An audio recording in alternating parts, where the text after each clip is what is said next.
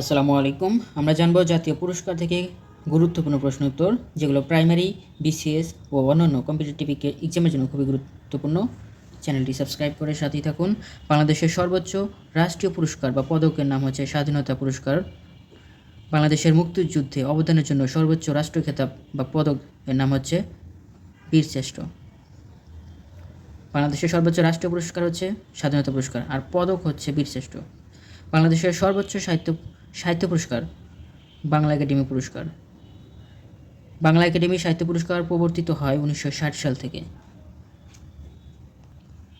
Bangla academy সাহিত্য পুরস্কারের বর্তমান অর্থমূল্য 3 লাখ টাকা। 21শে পদক প্রবর্তন করা হয় 1976 সাল থেকে। বর্তমান 21শে পদকের অর্থমূল্য 4 লাখ টাকা। স্বাধীনতা পুরস্কার প্রবর্তন করা হয় 1977 সাল থেকে। ভিডিওটি ভালো লাগলে অবশ্যই একটি লাইক দিবেন, শেয়ার করে অন্যদের দেখার সুযোগ করে দেবেন, চ্যানেলটি সাবস্ক্রাইব করবেন। বর্তমানে স্বাধীনতা পুরস্কারের অর্থমূল্য 5 লাখ টাকা। কৃষিক্ষেত্রে বিশেষ অবদানের জন্য কোন পুরস্কার প্রদান করা হয়? জাতীয় কৃষি পুরস্কার। জাতীয় কৃষি পুরস্কার প্রবর্তন করা হয় 1973 সাল থেকে। বর্তমানে জাতীয় কৃষি পুরস্কারের অর্থমূল্য স্বর্ণ পদক বিজয়ী 1 লাখ টাকা, রৌপ্য পদক বিজয়ী 50,000 টাকা, ব্রোঞ্জ পদক বিজয়ী 25,000 টাকা করে।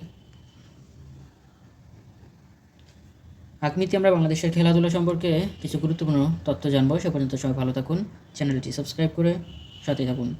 ভিডিওটি ভালো লাগলে অবশ্যই একটি লাইক দিবেন। সবাই ভালো থাকুন। আসসালামু আলাইকুম।